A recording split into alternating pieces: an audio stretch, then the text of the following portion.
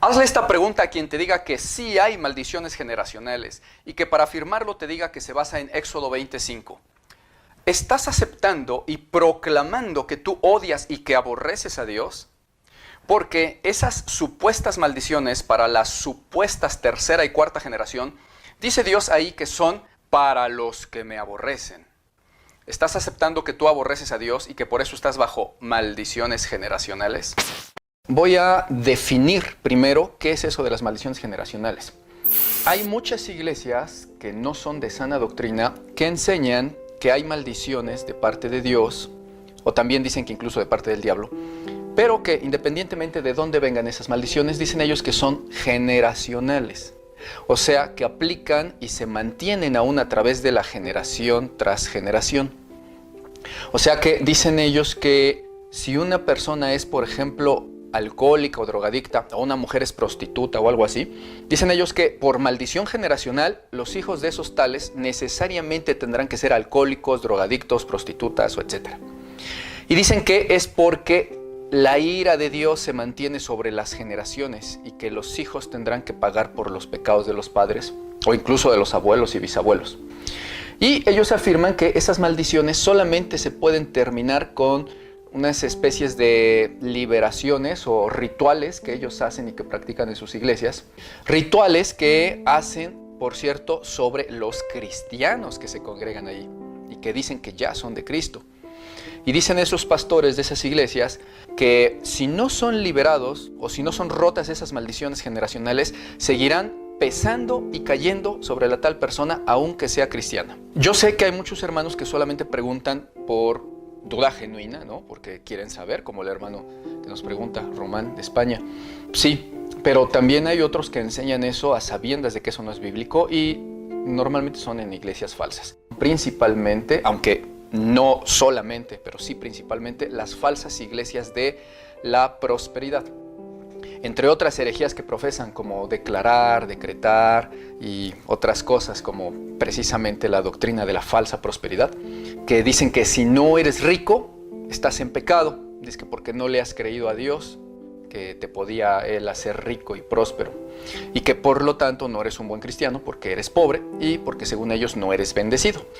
De hecho, ellos incluso tienen procedimientos y rituales que ellos hacen especialmente para, según ellos, romper esas maldiciones y liberar de tales cadenas y maldiciones a los cristianos que se congregan ahí. Son procedimientos y rituales heréticos, tales como sus famosos retiros espirituales o también llamados por ellos encuentros espirituales. Tema que, por cierto, pronto subiremos en video, los encuentros. Y los hacen como a la manera de los católicos que tienen sus retiros también. Y en donde estas falsas iglesias cristianas de la prosperidad, además de cobrarles altos precios a los cristianos por ir a esos retiros o encuentros, los envuelven en rituales tales como regresiones psicológicas parecidas a la hipnosis, ritos con fuego, donde supuestamente queman sus pecados y los de sus padres y sus abuelos, donde les dicen que ellos tienen que perdonar el pecado de sus generaciones previas y además pedir perdón a Dios por esos pecados de sus padres y de sus abuelos y cosas por el estilo. Ellos fundamentan su error principalmente citando Éxodo 25, donde dice: no te hincarás ante las estatuas ni las honrarás, porque yo soy Jehová tu Dios, fuerte, celoso, que visito la maldad de los padres sobre los hijos hasta la tercera y cuarta generación de los que me aborrecen, pero que hago misericordia a millares a los que me aman y guardan mis mandamientos. Esas son a grandes rasgos las famosas maldiciones generacionales que profesan en esas falsas iglesias y doctrinas. Hoy nosotros vamos a demostrar no solamente con un solo argumento que ellos estén equivocados en ese pasaje, sino que vamos a demostrar con Biblia y con muchos argumentos abundantes que es un error aberrante, infame y ofensivo para con Dios incluso, el decir que Dios es tan injusto que castiga a los hijos por un pecado que cometieron otras personas, o sea, sus padres o sus antepasados. Primero vamos a demostrar con contundencia si es verdad que Dios castiga a los hijos por el pecado de los padres o de los abuelos o de los antepasados. En Ezequiel 18, Dios nos explica muy ampliamente con palitos y bolitas por si acaso hubiera alguien que estuviera en obstinada necedad o que no entendiera. Y nos explica además muy indignado, muy enojado Dios por el hecho de que alguien se atreva a decir que Él castiga a unos por culpa de otros. Vamos a leer qué dice Ezequiel 18:1. Dice: vino a mí palabra de Jehová diciendo, ¿qué se piensan ustedes los que usan este refrán sobre la tierra de Israel que dice, los padres se comieron las uvas agrias y los dientes de los niños tienen la dentera? Dentera, o sea, reciben el daño. Algunas Biblias dicen, se les destemplaron los dientes. Otras dicen, le salieron caries. Otras dicen de plano, los padres la hacen y los hijos la pagan. Bueno, pues dice Dios al respecto de ese refrán, ¿qué andan diciendo ustedes acerca de mis juicios con eso de que los padres la hacen y los hijos la pagan? Dice en el verso siguiente, en el verso 3. Vivo yo, dice Jehová el Señor, que nunca más me van a usar ese refrán en Israel. He aquí que todas las almas son mías, como el alma del Padre, así el alma del Hijo es mía. El alma que pecare, esa morirá, o se condenará, para que entendamos. Porque no estaba hablando de muerte física, pues todos morimos, ¿no? Pero está hablando de condenación. El alma que pecare, esa morirá. Y el hombre que fuere justo e hiciere según el derecho y la justicia, que no comiere sobre los montes, ni fuere idólatra, ni violare a la mujer de su prójimo, ni se allegare a la mujer menstruosa, ni oprimiere a ninguno, etc. Ese es justo, ese vivirá, dice Jehová el Señor. Mas si ese engendrare un hijo ladrón, derramador de sangre, o que haga algunas cosas de estas, pero que no haga las otras, sino que fuere idólatra, o violare a la mujer de su prójimo, al pobre y menesteroso oprimiere, cometiere robos, no devolviere la prenda, o hiciere abominación, prestare a interés y tomare usura, ¿vivirá éste? No vivirá. Todas esas abominaciones hizo, de cierto se condenará o morirá, su sangre será sobre él. Verso 14. Pero si éste engendrare hijo... A ver, paréntesis, hagamos una pausa. Noten que aquí ya van 2 generaciones. Dios nos está explicando, como decimos en México, con palitos y bolitas, como si fuéramos de kinder, para que entendamos y no estemos en obstinada necedad, diciendo que Él castiga a unos por otros. Ya nos explicó del hombre justo. Es justo, vivirá. Luego tiene un hijo. Ese no hizo conforme a la justicia de su padre, hizo maldad y abominación. Dice, ese morirá. Todas esas maldades hizo, ese es injusto.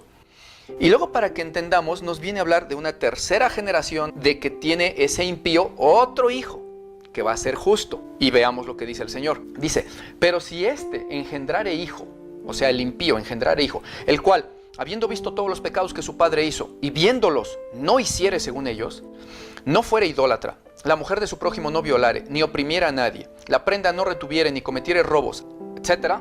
Vean lo que dice ahí. Este no morirá ni pagará por la maldad de su padre, de cierto vivirá. Su padre, por cuanto hizo agravio, despojó violentamente al hermano e hizo en medio de su pueblo lo que no es bueno, he aquí que él morirá por su maldad. Y si dijereis, ¿y por qué el hijo no llevará el pecado de su padre? Pues porque el hijo hizo, dice ahí, según el derecho y la justicia, guardó todos mis estatutos y los cumplió, de cierto vivirá. El alma que pecare, esa morirá. Ojo con este verso 20. El alma que pecare, esa morirá. El hijo no llevará el pecado del padre, ni el padre llevará el pecado del hijo. La justicia del justo será sobre él, y la impiedad del impío será sobre él. ¿Qué parte de esto no se entenderá en esas falsas iglesias donde a fuerza, a propósito, quieren ofender a Dios diciendo que no importa lo que Él diga, van a inventar maldiciones generacionales y el hijo pagará por el padre? ¿Con qué celo está diciendo Dios esto? Clarísimo, hasta tercera generación. Luego dice, mas el impío, si se apartare de todos sus pecados que hizo y guardare todos mis estatutos e hiciere según el derecho y la justicia, de cierto vivirá, no morirá. Fíjense, hasta con eso está explicando.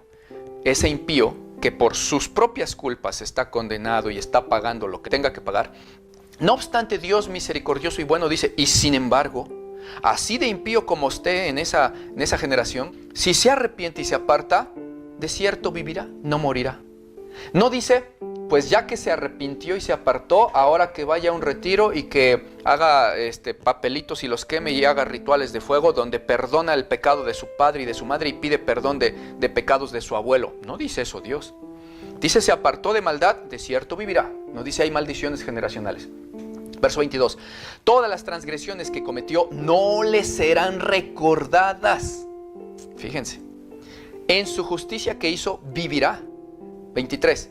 ¿Quiero yo acaso la muerte del impío? Dice Jehová el Señor. ¿No vivirá si se apartare de sus caminos?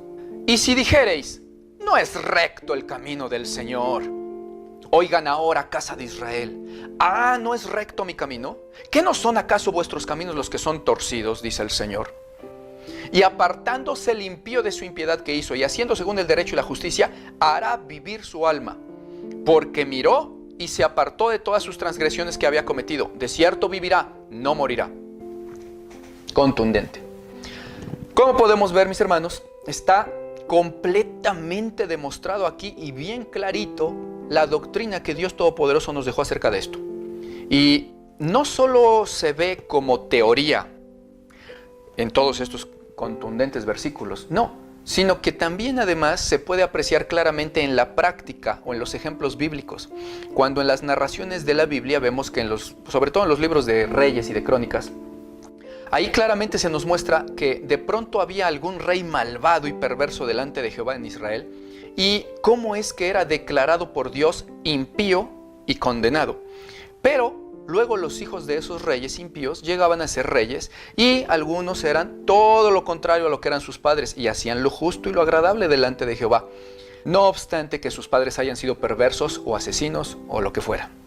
En esos casos nunca jamás se vio que porque su padre haya sido vicioso o asesino, o etcétera, el hijo tenía que pasar por esa disque maldición generacional y ser exactamente como su padre y arrepentirse de los pecados de su padre. Jamás. Como dicen ahora esas falsas iglesias. Nunca.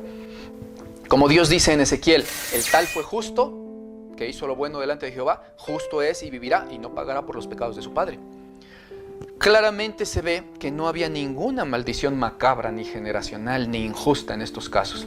Porque eso es lo que ellos afirman, que si el abuelo fue vicioso o la abuela prostituta, la hija y los nietos tendrán que pasar por ser viciosos, alcohólicos, prostitutas, etcétera, dizque por la maldición generacional. Entonces, ¿cómo explican que en esos múltiples casos en Reyes y Crónicas no aplicó jamás eso? Pues obvio, porque ya Jehová había dicho ahí en Ezequiel que es una tontería que lo culpen a él de ser injusto y cruel, castigando a los hijos por el pecado de sus padres. Contundente. Y no solo lo dijo hasta que nació el profeta Ezequiel, lo dijo desde con Moisés. En Deuteronomio 24:16 dice, los padres no morirán por los pecados de los hijos, ni los hijos por los padres. Cada uno morirá por su pecado, o se condenará por su pecado. Desde Moisés, el pueblo necio de Israel que no quería entender. Y aún en el Nuevo Testamento, por ejemplo en Juan 9, del 1 al 3, dice que al pasar Jesús vio a un hombre ciego de nacimiento y le preguntaron sus discípulos, Rabí, ¿quién pecó, este o sus padres para que haya nacido ciego? Respondió Jesús, no es que pecó este ni sus padres, sino esto es para que las obras de Dios se manifiesten en él. Fíjense, habiendo ya reclamado Dios en Ezequiel que no le anden diciendo eso, aún los discípulos judíos que eran, todavía pensaban de que, se me hace que pecó sus padres o pecó él, ¿quién habrá pecado? O sea, todavía no entendían, y eso que Dios lo había dicho ya varias veces. No va Dios a declarar a alguien pecador porque sus antepasados pecaron. Y a este propósito te recomiendo que veas el video que ya subimos, ya tenemos ahí, sobre el pecado original, en donde se imputa a un niño recién nacido un pecado por una culpa de Adán y Eva. Te recomiendo que lo veas. Y bueno, solo quedaría aclarar qué es lo que dice realmente en Éxodo 25, ya correctamente traducido. En el original hebreo, estas son las palabras que aparecen en este pasaje. Ahora esa frase en el hebreo la vamos a ver palabra por palabra. Cualquiera puede buscar en algún diccionario de hebreo bíblico, en el diccionario Strong, por ejemplo, o en una Biblia en hebreo, y corroborar que yo no me estoy inventando nada, que eso dice en los originales en hebreo. Entonces, vamos a ver en el hebreo renglón por renglón. Va a haber una serie de 3 renglones. El primero es las letras en hebreo, el segundo renglón, cómo más o menos se pronuncia, y el tercer renglón, cómo se traduce en el español. Aunque el hebreo se lee de derecha a izquierda, nosotros ahí lo pusimos de izquierda a derecha para que lo entiendan ustedes. Dice, lo shaha lo abad kianoki Yahweh. Palabra por palabra es, lo significa no. Shaha, hincarse, hincarás. Luego otra vez dice lo, que es no. Abad, que es servirás. Ki, que es porque. Anoki, que es yo. Yahweh, pues Yahweh o Jehová. Y si leemos juntos el renglón que aparece en amarillo, verán que dice, no hincarás, no servirás, porque yo, Yahweh. Vamos con el segundo renglón.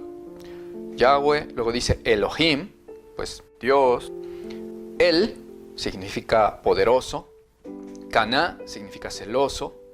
Pakad significa estoy atento, y atención con esta palabrita en el hebreo. Estoy atento. Luego dice avon, que es maldad. Analicemos esta palabrita en el hebreo pakad, que es la palabra del diccionario Strong H6485, que dice pakad, raíz primaria, visitar, ya sea con intención amistosa u hostil. Por analogía, inspeccionar, reunir, acusar, cuidar de, estar pendiente de, supervisar, estar atento a o visitar.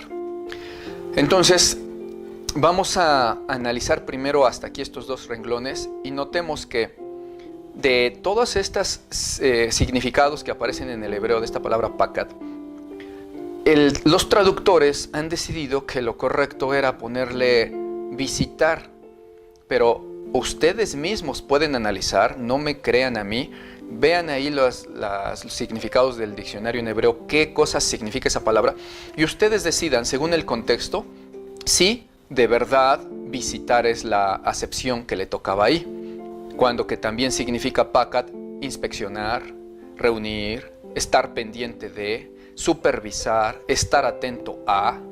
Entonces, desde ahí, esa palabra, lo más correcto que debe de ponerse ahí puede ser supervisar, yo superviso la maldad, o también estoy pendiente de, porque eso significa también estar pendiente de, estoy pendiente de la maldad, o estar atento a la maldad, o inspecciono la maldad. Lo menos propio que iba ahí era visito. Yo visito la maldad. ¿Quién visita la maldad? Eso está raro. O sea, es un error que han decidido poner así, pero si no me quieren creer, no importa. Solo ustedes analicen y decidan qué significado le acomodaba mejor. Y estarán de acuerdo en que visitar es el peor que podían haberle puesto. Y más por el contexto. Fíjense que incluso en otras Biblias dice castigo de plano. Dice yo castigo. Y eso que aquí en el hebreo no dice que eso es castigar. Incluso dice que si es visitar puede ser con intención amistosa u hostil. No necesariamente hostil, puede ser amistosa. Entonces le pusieron castigar o visitar. Pero debe decir estoy atento, superviso, estoy pendiente. Vale. Vamos con el tercer renglón. Que decía avon, maldad. Luego el siguiente dice ab, que es padre. Luego al, aquí viene otro detalle que significa así como. Luego ben, que significa hijo, al, así como, shilesh, nieto, cuarto renglón, al, así como, ribea, bisnieto, por último, sané, aborrecen. Entonces vamos con el análisis del tercer renglón donde dice ab, padre. Luego al, la palabra al, si ustedes ven en sus diccionarios de hebreo bíblico, en el diccionario Strong, la palabra H5921, que es al, dice, usada como preposición, tanto en singular como plural, y a menudo con prefijo, o como conjugación con partícula siguiéndole. Y aquí vienen los significados. Significando como preposición, encima, sobre, arriba, a causa de, como, con, conforme, a, contra, de, desde, encima, enfrente, entre, hasta cuando, junto a, para, por, sobre todo, por todo, además de, cerca de y así como. Porque dice que se usa como preposición, sea singular o plural. Básicamente se está usando como una única palabra para todas las preposiciones, casi. Como en nuestro español, que sabemos que tenemos un montón de palabras diferentes para preposiciones. A, ante, bajo, cabe, con, contra, de, desde, en, entre, hacia, hasta, para, por, según, so, sobre, tras, etc. Pues aquí es una palabrita nada más. Al. ¿Y cuál traducción debemos de ponerle o debe de poner un traductor? Pues según el contexto. Porque no es lo mismo sobre que bajo. Son dos cosas completamente contrarias y una misma palabra las significa ambas. Entonces, tampoco es lo mismo arriba que, por ejemplo, enfrente, o entre, que hasta junto. No, son completamente diferentes. Entonces, el primer error que cometen los traductores es en Paccard ponerle visito o castigo. Los traductores son expertos en lenguas, pero muchas veces si ellos omiten el sentido espiritual y solo se atienen a lo lingüístico, si ellos omiten que Dios es perfecto y justo y no castiga a unos por otros, entonces van a errar y van a poner ahí en Paccard visito o castigo en lugar de estoy atento, superviso, estoy pendiente de, cuido de, etc. Primer error, ponen visito o castigo. Luego en al, pues si ya cometieron el error de poner visito o castigo, pues tienen que ponerle en al, de todas las preposiciones que puede significar, le ponen, en lugar de así como, le ponen sobre. Entonces ya cuadra sus traducciones, dicen castigo la maldad del padre sobre el hijo y sobre el nieto y sobre el bisnieto. Pero no es así. Insisto, no me crean, chéquenlo en sus diccionarios y verán si esto significa esto o no. Entonces, lo más correcto en la palabra al, que es como una especie de preposición, es además de o así como. Entonces, ya leyendo los renglones en orden y correctamente traducidos, dice, no hincarás, está hablando de las estatuas, no hincarás, no servirás, porque yo Yahweh Elohim, poderoso, celoso, estoy atento de la maldad del padre, así como del hijo, así como del nieto, así como del bisnieto, si me aborrecen. Pero hago misericordia por millares si me aman y guardan mis mandamientos. Ahora bien, tenemos que notar una cosa. Primero, ¿dónde dice ahí la palabra generación? Porque acuérdense que en sus Biblias en Reina Valera, nada más para que noten lo mal traducido que está y no digan que yo me estoy inventando las cosas, búsquenle ahí en ese pedacito en el hebreo que aparezca la palabra generación o la palabra tercera y la palabra cuarta, porque en sus Biblias dice maldad de los padres, ¿verdad? Hasta la tercera y cuarta generación. No está en esas palabras. Dice del padre, así como del hijo, así como del nieto y así como del bisnieto. ¿Sí? Ab, Ben, Shilesh, Ribea.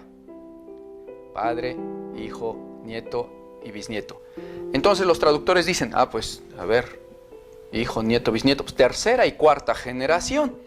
Entonces no le pongamos padre, hijo, nieto y bisnieto, pongámosle tercera y cuarta generación. Nada más fíjense qué grande error de traducción. No es lo mismo decir padre, hijo, nieto y bisnieto que tercera y cuarta generación. Es muy diferente, chéquenlo. Son muchos errores ahí juntos en un solo pasaje, para que vean que yo no estoy inventando. No dice generación. De ahí que las famosas maldiciones generacionales, pues ya si toman este pasaje, pues ni la palabra generación aparece. Tampoco tercera ni la palabra cuarta. Ahora, en todo caso, si acaso fueran realmente maldiciones generacionales, y este versículo dijera eso, alguien que diga que sí tiene maldiciones generacionales, entonces, vean el versículo, estaría aceptando esa persona que no ama a Dios, sino que lo aborrece y que es un impío pervertido. ¿Por qué? Porque ahí dice, vamos a suponer que dijera maldiciones generacionales y castigo la maldad de los padres y en los hijos y los nietos. Bueno, supongamos, vale, que no dice eso, pero supongamos. Entonces, dice, sobre los que me aborrecen. Si son cristianos los que dicen que tienen maldiciones generacionales y toman ese pasaje como sustento, están diciendo, sí, en mí hay maldiciones generacionales, porque ahí dice que a los que le aborrecemos, a los impíos nos manda eso. Bueno, pues por su boca se están juzgando, están diciendo que aborrecen a Dios. Porque abajito dice, sin embargo yo hago misericordia por millares a los que me aman y guardan mis mandamientos. Están aceptando que ellos no guardan sus mandamientos. Si acaso fueran maldiciones generacionales, sería, si acaso, para los que aborrecen a Dios. Pero aparte, no dice eso ahí como ya lo demostramos. ¿Sí? Estoy pendiente de la maldad de los padres, los hijos, nietos y bisnietos si es que me aborrecen. Pero haré misericordia por millares si me aman.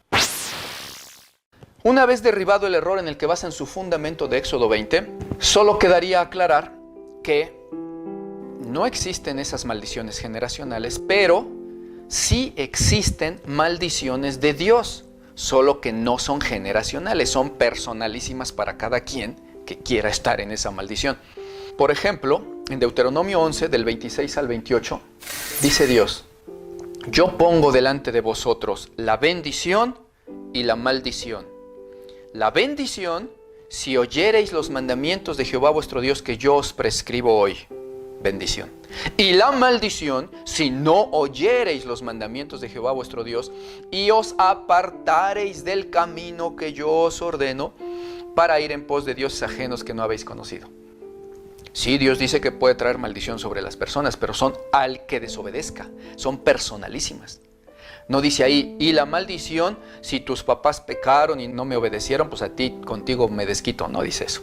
Es al que se aparte. Lo que uno haga, eso va a recibir. Por eso dice en Gálatas 6:7, todo lo que el hombre sembrare, eso también cosechará. Y también en Deuteronomio 28, todo el capítulo habla desde los versículos 1 al 15 por ahí, dice: yo Jehová te voy a traer todas estas bendiciones si tú cumples mi palabra, guardas mis mandamientos, si me obedeces, etc. Mira, bendito serás en tu trabajo, en tu casa, en el campo, en todo lo que toques serás bendito. Pero a partir del verso 15 dice: sin embargo, si tú no quieres escuchar mi palabra, no quieres obedecerme, quieres tener en poca cosa mis mandamientos y no me sigues a mí, Jehová tu Dios, entonces yo te mando todas estas maldiciones y te alcanzarán. Maldito serás en tu casa, en el trabajo, en la calle, al entrar, al salir, todo lo que toques será maldito, tendrás enfermedad, etcétera, etcétera. ¿A quién? Al que se apartare de los mandamientos de Dios, de su palabra. No a los padres por los hijos. Entonces, esas sí son maldiciones de Dios, pero son personales. Y es que en muchos pasajes la Biblia dice, por ejemplo en Génesis 18:25, lejos esté de Jehová el hacer tal cosa, que haga morir o pagar al justo por el impío, y que sea el justo tratado como el impío. Nunca tal haga Jehová. El juez de toda la tierra no ha de hacer acaso lo que es justo. Y eso lo dice en muchos lados en la Biblia. A cada rato Dios, o sea, ¿cómo no se va a enojar Dios con el pueblo de Israel ahí en Ezequiel cuando dice: ¿cómo me andan diciendo esas tonterías? Que yo hago pagar al inocente por el culpable. No, qué barbaridad. Y aquí es donde muchos preguntan que entonces, ¿por qué Jehová en casos de enjuiciamiento a ciertas naciones mandaba a matar incluso hasta a los niños? Bueno, es muy sencillo de entender si vemos los contextos. Jehová no quería que esos pueblos volvieran a florecer después y que quisieran cobrar venganza contra Israel o que quisieran volver a hacer sus maldades en el futuro cuando se volvieran a desarrollar. Entonces exterminaba a los pueblos por completo. Pero el que un niño muera no significa que está castigando al niño por el pecado del padre. Simplemente Dios es soberano para determinar cuándo muere un niño o cuándo vive. Si Él es el dador de la vida y el quitador de ella, pues tiene derecho a hacerlo. Él puede hacer que un niño muera en una nación por enfermedad o de una caída y ya, se va con Dios. Se lo lleva a ese niño y sin pecado, no pasa nada. O puede hacer que muera en otra nación porque Dios está exterminando a esa nación. Y de todos modos se llevará a ese niño con él. El niño no está pagando los pecados de nadie, simplemente Dios es soberano para quitarle la vida cuando Él quiera, porque el niño no tiene culpa. Simplemente Dios está limpiando esa tierra y eliminando toda posibilidad de hombres vengativos cuando crezcan en el futuro. Quien afirme lo contrario tendrá que llamar a Dios mentiroso cuando dijo que Él no hace pagar a los niños por los pecados de los padres. Solo hay que abrir un poquito el entendimiento a lo que Dios dijo con tanta paciencia ahí en Ezequiel 18, tan ampliamente. Los hijos no pagan por el pecado de los padres, ni los padres por el pecado de los hijos. El alma que pecare, esa morirá, dijo el Señor. Y ya por último, aclarar que también hay otras maldiciones que vienen directamente del enemigo, del diablo, ¿sí? Por ejemplo, las maldiciones que echan con las brujerías, el satanismo y todo eso. Pero hay que aclarar que primero tiene que ser voluntad permisiva de Dios que eso pase. Ha Él decidido que eso pueda pasar a los que no le aman y no le siguen a Él, a Dios. Eso a un cristiano no nos puede hacer daño. Al que ande en el Espíritu, al que esté lleno del Espíritu y al que ande en santidad, obedeciendo los mandamientos de Dios, el diablo no tiene potestad sobre él, ni las maldiciones, ni brujerías. Hay muchos testimonios de ex satánicos, ex brujos, etcétera, que nos dicen cómo ellos, cuando todavía eran satánicos, los iban a buscar para hacerle daño a algún cristiano, y dicen, normalmente podíamos, porque íbamos a nuestro caldero ahí del diablo y veíamos a la persona y consultábamos al diablo y veíamos que no tenía protección, porque eran cristianos tibios, cristianos flojos, que no oraban, que no vivían en santidad, y los destruíamos, que quizás ni Espíritu Santo tenían. Pero luego nos pedían trabajos contra cristianos que estaban llenos del Espíritu Santo, y desde que veíamos que había una fuerza ahí blanca, poderosa, el mismo diablo nos decía, no te metas con él porque yo no puedo contra él. Entonces, aunque existen esas maldiciones y trabajos, al que anda en Cristo no le pueden hacer daño, porque Cristo, dice en Gálatas 3:13, Cristo nos rescató de la maldición, empezando por la maldición de la ley. Nos rescató de las maldiciones, haciéndose por nosotros maldición, porque escrito está, maldito todo aquel que es colgado de un madero. Cristo pagó por nosotros y nos quitó toda maldición. ¿Cómo es que nos podemos decir cristianos, libres en Cristo, y que todavía pensemos que estamos bajo maldiciones de generaciones de culpas que ni siquiera tenemos nosotros y pecados que no cometimos? O que nos pueda hacer por ahí una maldición del diablo también o algo así. Eso no puede ser, porque en Cristo fuimos llamados a libertad, somos libres. Por eso dice la Escritura en Juan 8:36, mas si el Hijo os libertare, seréis verdaderamente libres. Gloria a Dios.